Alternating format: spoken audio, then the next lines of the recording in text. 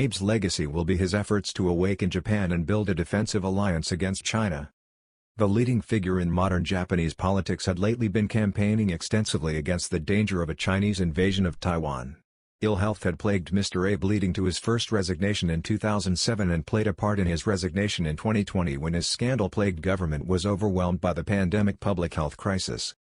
As the world mourns the tragic death of Shinzo Abe, who was assassinated on Friday, his legacy will be seen as his relentless efforts to reform Japan and unite the region against the threat from a more belligerent China, with repeated calls, in recent months, for the United States to publicly withdraw its policy of strategic ambiguity over Taiwan.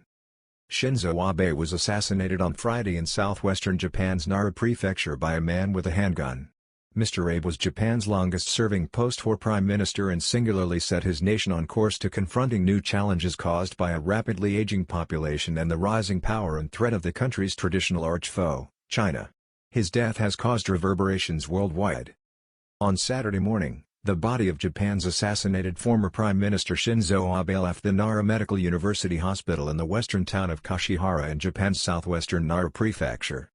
It later arrived at his home in Tokyo just as an intensive and expanding police investigation was launched into what appears to be a major breach of security and the life of the former leader's assassin, with it emerging that the gunman blamed the bankruptcy of his mother on a group or organization he claimed Mr. Abe was a part of.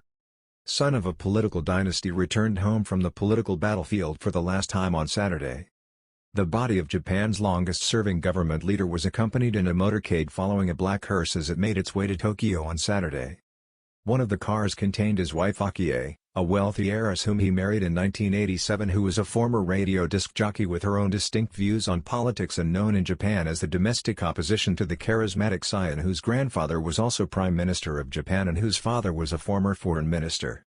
Abe was gunned down sometime before noon on Friday in Kashihara as he campaigned for the ruling Liberal Democrat Party ahead of Sunday's election in the upper house of parliament, for which campaigning resumed on Saturday in a determined show of force by the political community that democracy in Japan would not be thwarted by an act of terrorism. 41-year-old man identified who appeared to suffer from a personal grudge against the ex-prime minister.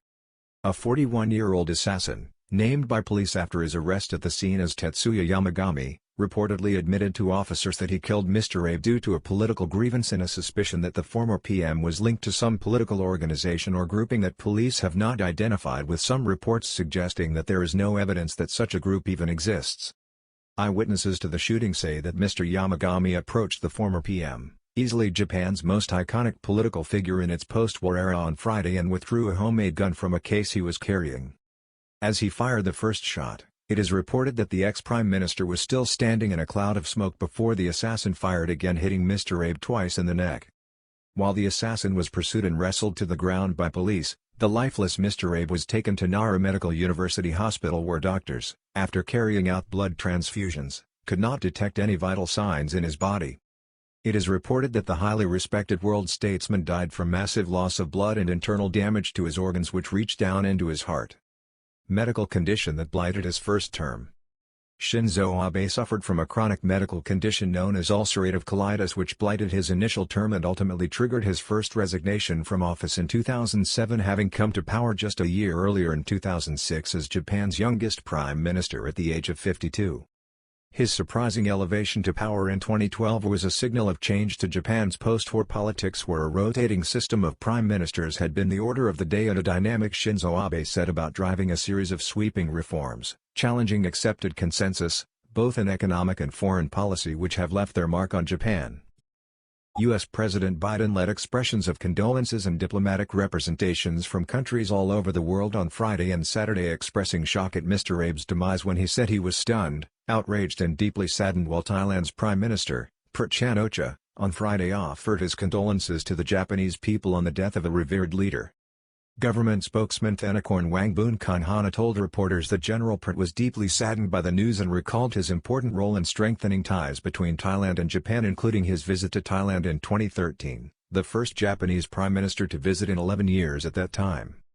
Former U.S. transformative PM who made radical changes in Japan to gear it for the severe challenges ahead.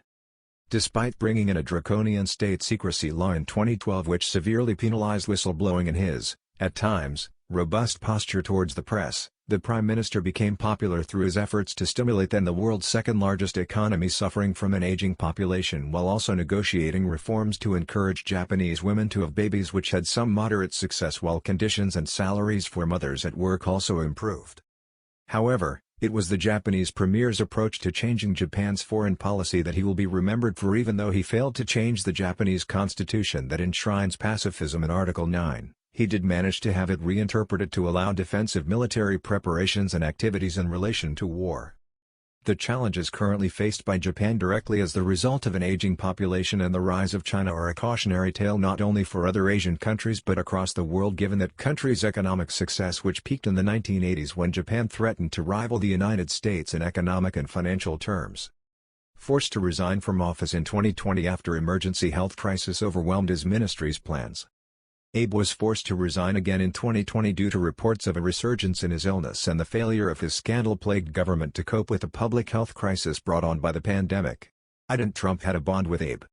Former U.S. President Donald Trump also paid tribute to Mr. Abe, with whom he enjoyed a strong and genuine relationship, to such an extent that Mr. Abe, at one point, was nicknamed the Trump Whisperer for managing to persuade a bullish President Trump not to impose tariffs on Japanese imports to the United States and to instead work constructively with the key U.S. ally. Mr. Abe will particularly be remembered for his efforts in championing the Quadrilateral Security Dialogue or Quad initiative between the United States, Australia, India and Japan, which has been reinvented in recent years as a key bulwark in a defensive posture by democratic countries in the region against an increasingly more belligerent and powerful China.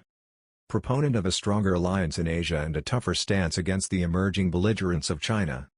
In recent times, the former Japanese premier became a committed proponent of a more robust defensive alliance to counter China, and particularly concerning the threat posed by the communist country to Taiwan's de facto autonomy based on Beijing's sovereignty over the island, which has been accepted by the United Nations. Abe had called on the United States to abandon its policy of strategic ambiguity on the defense of Taiwan, and in a March video conference, he explained his position to Taiwanese President Tsai Ing-wen. Last year, at a seminar held by a Taiwan think tank, I said that if Taiwan has a problem, then Japan has a problem, and the Japan-US alliance also has a problem, Abe told Tsai. Of course, this was a way of expressing my own sense of urgency, and I myself advocated for the concept of a free and open Indo-Pacific. The vast Indo-Pacific Ocean where Taiwan and Japan are located must be an ocean in which we can maintain freedom and openness. Called for the reversal of U.S. strategic ambiguity. A month later he was even less ambiguous in calling on the United States to throw away the strategic ambiguity policy. Given the change in circumstances since the policy of strategic ambiguity was adopted, the U.S. should issue a statement that is not open to misinterpretation or multiple interpretations, Abe declared. The time has come for the U.S. to make clear that it will defend Taiwan against any attempted Chinese invasion. The human tragedy that has befallen Ukraine has taught us a bitter lesson. There must no longer be any room for doubt in our resolve concerning Taiwan and in our determination to defend freedom, democracy, human rights and the rule of law.